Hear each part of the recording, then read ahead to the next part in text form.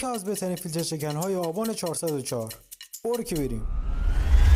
1. بوست وی پی ان. امتیاز در گوگل پلی 4.6. مزایا: وصل شدن سریع و سرورهای زیاد.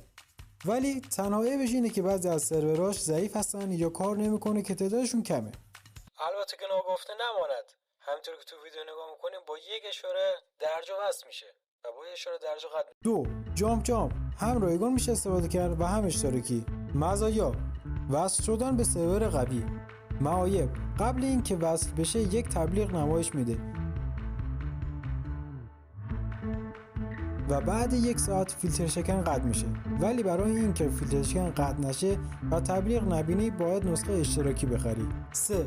هلو وی پی ان. امتیاز 4.7. مزایا: رایگان، ولی بعضی از وقتا برای وصل شدن یا قطع کردن فیلتر شکن باید یک تبلیغ ببینی. دیگه سردرگم نباش. بهترین اپلیکیشن ها رو از اپ بازار بخواه.